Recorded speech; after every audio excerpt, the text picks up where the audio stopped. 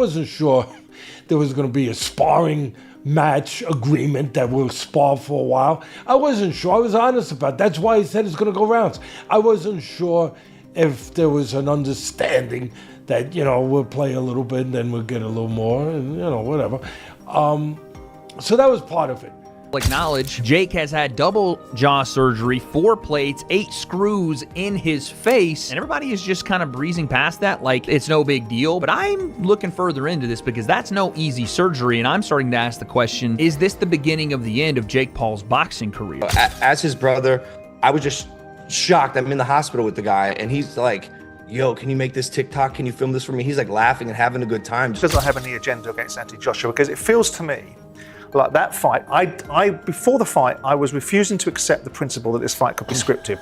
The boxing world has erupted, saying that Anthony Joshua should be arrested for hurting Jake Paul in the ring. Experts are furious with AJ as Jake suffered severe injuries, including jaw fractures that required surgery and screws. They criticized the mismatch, saying Joshua's power and aggression went beyond what was safe. The fight left fans and pros alike shocked at the level of damage inflicted, sparking debates on fighter safety and proper match. Away from the power, you could call it running, and you'll be right. You can also say it's smart for a guy of Jake's size and understanding that AJ is a fucking monster. It's also smart to fight that way. It's not the most aesthetically pleasing. It was not. Campbell and Shaquille Majuri provided a detailed breakdown of Jake Paul's recent fight against Anthony Joshua, focusing on both the strategy and the physical toll the bout took on Paul. They noted that Joshua's power caused significant damage, including serious blows that ultimately required Jake to undergo jaw surgery. To cope, Paul relied heavily on mobility and evasive maneuvers, constantly circling the ring to avoid being trapped against the ropes. While this defensive approach wasn't aggressive,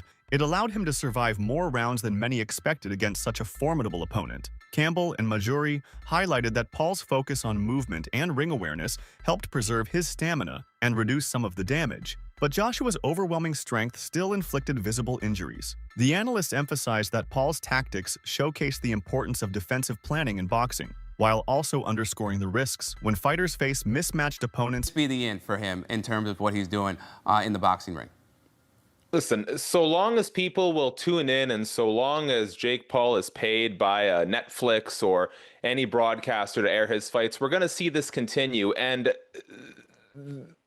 Jake Paul knows his business model, right? Now, this deviated, this AJ fight, which came together kind of last minute after the Tank Davis fight fell apart. But we know Jake Paul's MO here. It's find the most popular guy with the most physical disadvantages for me to fight. And Jake Paul has the benefit that he's turned himself into a villain, or in the pro wrestling circles, a heel. People tune in to watch. We did not tune into this fight to see competitive boxing. Most of us tuned in because we thought, here's Anthony Joshua. Here's a 2-time unified heavyweight champion, a guy who physically just overwhelms Jake Paul. And we're finally going to get what Tyron Woodley and Anderson Silva, Nate Diaz were not physically fit, whether it be through their size, experience, or age to do, and that is knock out Jake Paul. And so because I don't really feel like we got that satisfying comeuppance that a lot of people have been waiting for, it kind of gives Jake Paul a little bit of mystique, I'd almost say, to still try and string this along. Now, I don't know in terms, he says he wants to be cruiserweight champion.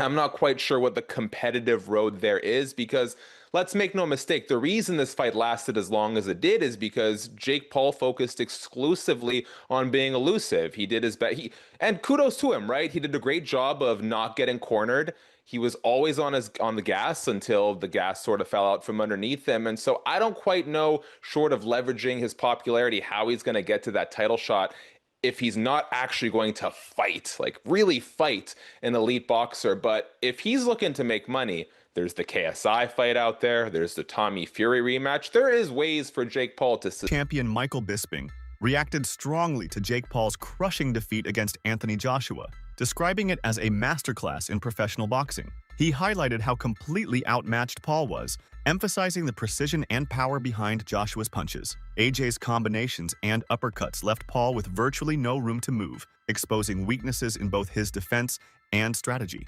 Bisping pointed out that the broken jaw and repeated punishment Paul endured were a result of facing a much bigger, stronger, and more skilled opponent, something Paul had never encountered at this level. He noted that Paul's bravado and promotional hype couldn't prepare him for the technical and physical realities of fighting an elite heavyweight. While Paul survived the rounds, the damage and domination by Joshua underscored the gap between professional elite fighters and celebrity crossover boxers. Bisping concluded that the fight was a stark lesson in respect, preparation,